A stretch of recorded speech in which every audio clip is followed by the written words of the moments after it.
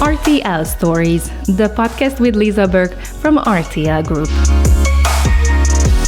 If you look at RTL, you know exactly, again, what you get. If it doesn't matter if you switch on the TV in the Netherlands or if you turn on the radio in Luxembourg, you listen to the news at RTL Hungary, or you stream your favorite series in Germany.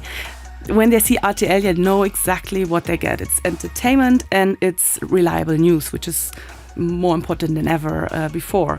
So, and entertainment has always been at the heart of RTL, and that's really what we wanted to express. And RTL United was also to really sharpen the profile of RTL. Hello and welcome to RTL Stories, the podcast.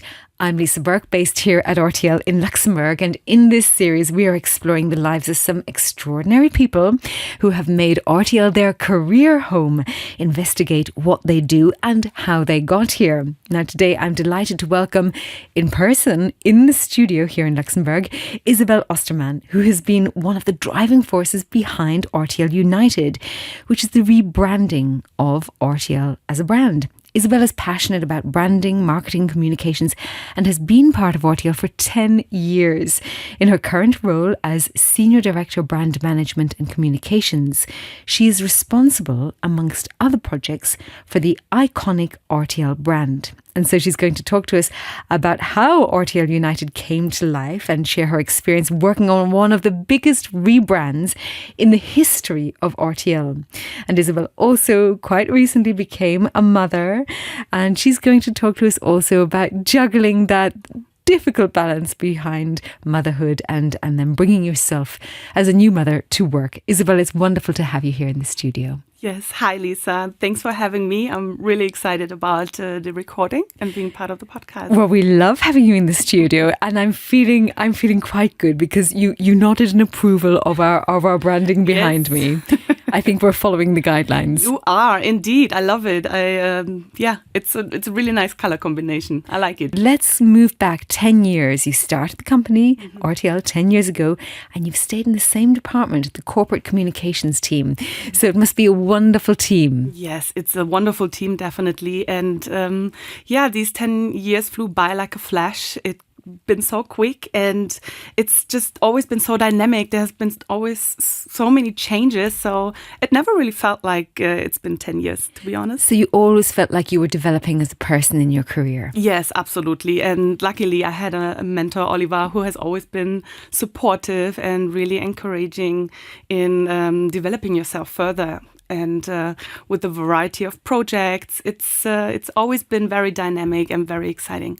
And you are a very creative person. So within the team, I think you found your spark was able to flourish as well, it seems. Yeah, totally. I think you need to find your magic and you need to find your purpose. And then you find the right place. If you then have the opportunity to grow and really find a place where your opinion matters and you can spark your creativity, then it's and you have time, have fun, then it's a perfect place to be. And spend your time there, of course. Now, all of us will have an idea of what marketing and communications means, but you seem to have found a career path that you truly love. How did you come to it? How did you find marketing? Well, basically, I started my career working in an advertising agency, which is really, it's crazy. It's because you have so many clients you work with, but you also get to see the whole variety of marketing and communications. So for me, that was a very good start to start my career. Then I moved to an international satellite company and was also involved in marketing activities there and the rebranding back then. And then I moved to RTL and really found my spot there. I would say it's been a great learning curve, a great journey, and it's still so much fun. So to combine also both worlds, communications and marketing. And then we come to branding, which is something you're completely passionate about. So can you remember the first thing you thought when you saw the RTL Group logo? Oh yes, I do. I remember when I arrived for my interview here in Luxembourg, I looked at it and it was like, what is that? It looked old-fashioned back then. It was really, I didn't really understand why there are so many different RTL logos, and it didn't represent the media landscape we are in, the dynamics that is coming in the industry. I found a lot of potential in improving that. And did you mention this at the interview? I did. It was one of my questions to Oliver back then. I said, why is the RTL Group looking different than the RTL Luxembourg logo or the RTL Germany logo? Because I've grown up with the RTL logo. I've known it from being a small child, from TV. And we live close to the border to Luxembourg. So every time we travel to Luxembourg, I've always saw the RTL Luxembourg logo as well. And then there was this RTL Group logo, and it just didn't get to my mind why they all look different. So that's very interesting. Even as a young consumer, as a child, you were aware, you were conscious, this is not the same. There's a disconnect here. And hence the whole RTL United rebranding came about under your supervision. This is, something that you care so deeply about, clearly from childhood, it seems. So how did it all begin? Yeah, well, first of all, it was really a team effort. It wasn't just one person. But I remember I brought that up always a few times, but there was never really the right time to do it. You brought it up at interview. Exactly. Yes, exactly. And then I remember in 2018, we had a number of management workshops, and one of the biggest weaknesses back then we defined that we don't operate under one global brand. While our competitive landscape has changed, we are competing with the big tech giants, and their strength is that they have one strong logo that looks the same everywhere. Yeah, and so we also discussed to be identified. Exactly. So you have the big Google, Netflix, Amazons, and their strength is that they operate under one big brand.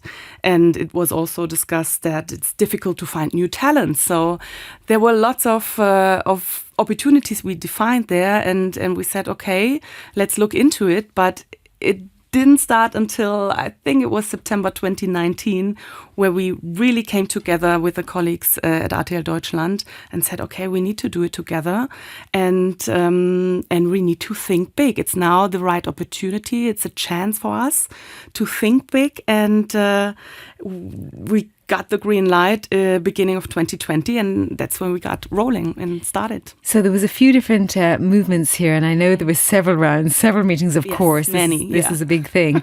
It was slightly accelerated when part of the RTL Group corporate centre relocated to Cologne, I believe. And so there were more conversations to be had.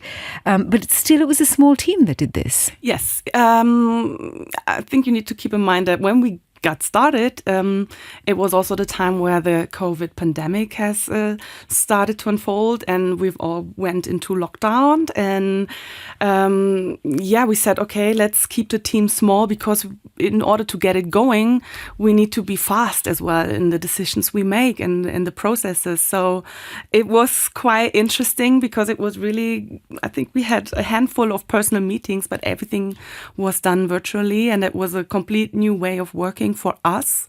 But we really managed to find a common ground and define the vision for RTL and the RTL brand. So this vision then, it's multicolored. It doesn't have one color, which is also quite unique, I think. Although when you mentioned the tech giants, and I can think one of them, a browser I open up every day, they change every single day. So again, it's a changing landscape. That's another phrase you used.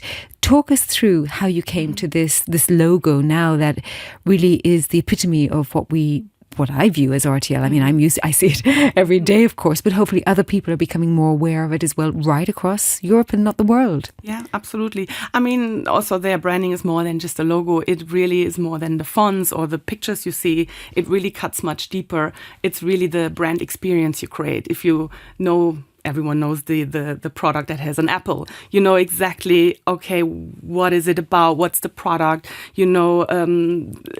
The look of it, the design is simple, and the functionality and the feeling. So this all pays into the corporate branding, and but the logo indeed was one of the biggest achievement, I would say, that we defined. Frederick and the team has done an amazing job with an external agency to really define something that is unique also in the European media landscape. We should say that Frederick is the lead designer at RTL Deutschland. Yes, exactly. He and his team who developed the new design and the new design system. And the RTL logo in the end is what connects us all. Do you think in a customer it creates a trusting relationship? It does, because if you look at RTL, you know exactly, again, what you get. If it doesn't matter if you switch on the TV in the Netherlands or if you turn on the radio in Luxembourg, you listen to the news at RTL Hungary, or you stream your favorite series in Germany. When they see RTL, they know exactly what they get. It's entertainment and it's reliable news, which is more important than ever before. So, and entertainment has always been at the heart of RTL, and that's really what we wanted to express.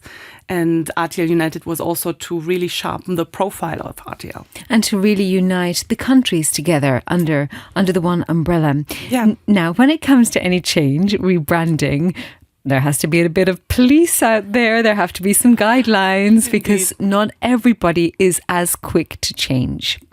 Yes. I don't want to call it brand police, but I think in the end of the day, it's also helpful for everyone to have somehow or some kind of guidelines that give you, that helps your daily work when you develop a campaign or a product, that you always can come back to the guidelines and kind of find some guidance.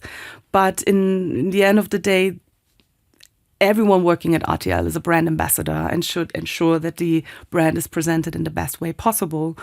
Because in the end, it's really the most important asset we own and we have. And it's in everyone's responsibility. You can have lots of guidelines, but it's the people that need to make them work as well. So yeah, and I'm just thinking it must have been such fun.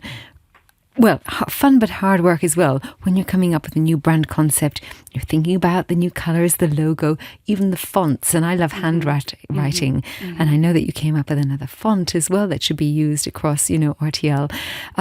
I mean, in my opinion, something that is hard is defining the choice, because the choices, there's so many decisions to be made and the choice is extensive. How do you shortlist that choice? It's across all touch points where you need to connect all the dots, and it starts from the email signature. It starts from a big or it goes to the big marketing campaigns. There needs to be like the red line in order to really create the brand value and consistency. Mm-hmm. Now, alongside all of this, you achieved this with the team during COVID times. Mm-hmm.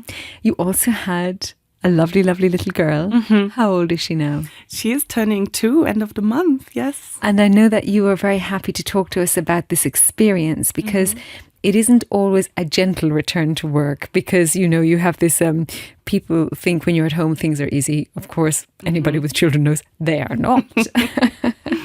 And so it's this new juggle. So I know you're happy to talk about this, because a lot of people will look up to you in your role. Mm-hmm. You have a very senior position. They will love your work, what you bring to the office, but they won't always know what you have to do in order to bring yourself to the office. So how is it? How do you do it? Yeah, I mean, it is challenging. I was lucky to stay at home for a little over a year, for 14 months. And also that time has passed so quickly.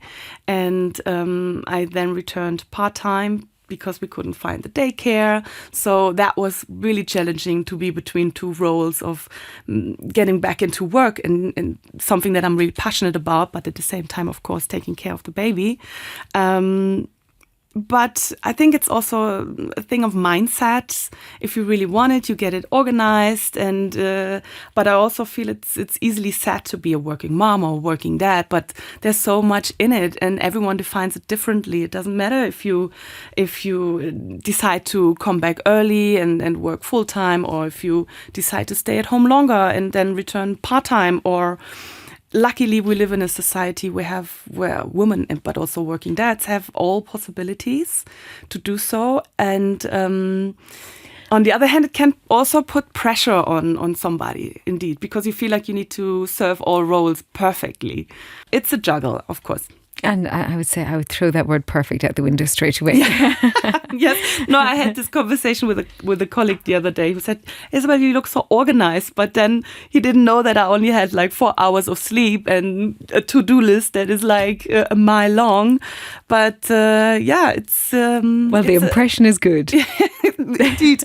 But it is a roller coaster ride. And if you acknowledge that, if you know, okay, you might have days where you can have all the energy and you feel you can change the world, there will be days where it's difficult and challenging and you're tired and you feel like the days doesn't have enough hours and your system is overloaded, I would say. So that's where having a wonderful team, if you belong to a team that you're integrated into, as you said right at the start of this conversation, where you know each other so well and other people can, if you're at a 20, they can pick up that 80% on that day and you flip, everybody has good and bad days. So that's where absolutely. the team experience comes in. And I'm quite sure also returning to a team, it gives you that change from the home environment. So you get a bit of different energy. Oh, totally, absolutely. And luckily I have a team who is really supportive, and they know that there might be days where you work outside the normal working hours, that you go back to the laptop later in the evening because you had to pick up the baby earlier. So I think it's really a mindset, and what you also need to do is to communicate that clearly. What do you need in order to return to work? So it's really helpful to have an employer that also is supportive and gives you all that flexibility that you need on some days. Now, during this time off, in inverted commas, it's definitely not off. You're working very hard when you have a young child at home, and given your passion about communications and branding, did you sit back and think, I love these brands? Could you give us a flavour of the thoughts, the creative thoughts that you have? And are there any kind of brands that you just think they've nailed it? That's a great brand. Yeah, I think with the rebranding project, of course, you get more into design and you are more aware. And I sometimes caught myself going to the supermarket and really looking at products and what the brand looks like and their design looks like. So in the end of the day, I think what really nails a good brand is when it's simple and you know exactly what's in it. You know exactly the experience you get when you buy that product. Like I mentioned earlier, the apple, or the brand with the 3 stripes. It's so simple, but you know exactly what you get. You know exactly what experience you buy. So, and I think that's what makes a good brand. And I think that's, again, the asset we have with RTL. People know the brand, first of all, because with everything, all the offers you have today, everything that's around us, it's difficult to really stick out. So I think RTL has that potential in the brand. And again, people know exactly what they get when they turn to RTL. And so just to summarize then, if we are brand ambassadors for RTL, what should we be doing? I think to be aware that we need to take care of our asset and the RTL brand to really ensure it's presented in the best way possible, to also future-proof it. I think there's so much noise around us and everything is developing so fast. So it's super important to have that consistency, to really create that brand value, to really create that brand experience, what the customers in the end are looking for. And develop that connection and sense of safety and trust, particularly in a time of increasing disinformation. Well, Isabel, it's lovely to have you here. Thank you for coming all the way into Luxembourg and giving up that precious time with your beautiful little girl. I was lucky enough to see her with her fabulous head of hair. She has wonderful hair online when we were preparing. Thank you for all of the work that you do for RTL, and I will make sure now to be even more efficient when I look at any kind of font that I'm using for RTL or the brands around me. I will try to become a better ambassador where I can be. You've really nailed it into my mind a little bit stronger. And thank you all for watching, for listening. Of course, if you're part of RTL, we really want to know your thoughts on the RTL Group intranet in the comments section. You can also, of course, get in touch through our social media platforms. You just search for RTL Group, of course, and please join and follow on all of those things on LinkedIn, X, YouTube and Instagram. Thank you so much for being part of this conversation. Thank you, Isabel. Thank you, Lisa.